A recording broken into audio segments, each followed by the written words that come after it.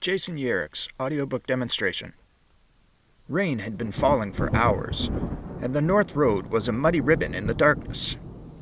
The coach slewed from side to side, bouncing and rocking, and yet Langdon St. Ives was loath to slow the pace.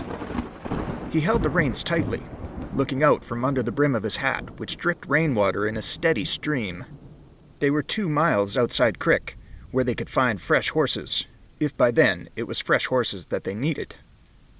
Clouds hid the moon, and the night was fearfully dark. St. Ives strained to see through the darkness, watching for a coach driving along the road ahead. There was the chance that they would overtake it before they got into Crick, and if they did, then fresh horses wouldn't matter. A coffin for a dead man would suffice. His mind wandered, and he knew that he was tired and fueled now by hatred and fear. He forced himself to concentrate on the road ahead.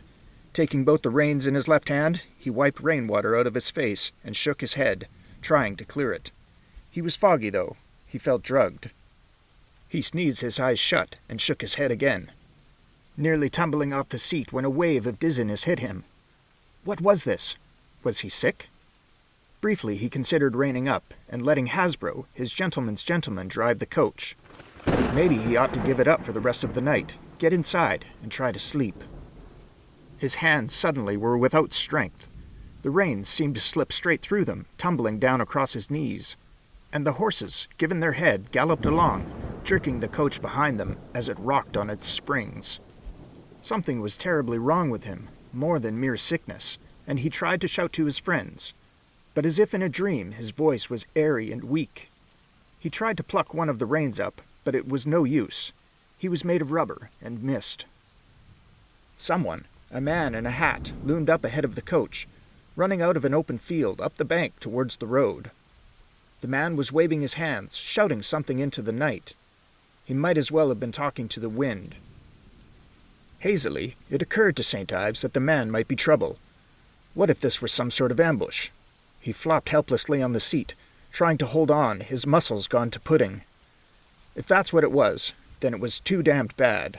There was nothing on earth that St. Ives could do to save them. The coach drove straight down at the man, who held up a scrap of paper, a note perhaps. Rainwater whipped into St. Ives' face as he slumped sideways, rallying his last few remnants of strength, shoving out his hand to pluck up the note. And in that moment, just before all consciousness left him, he looked straight into the stranger's face and saw that it wasn't a stranger at all. It was himself who stood at the roadside, clutching the note. And with the image of his own frightened face in his mind, St. Ives fell away into darkness and knew no more.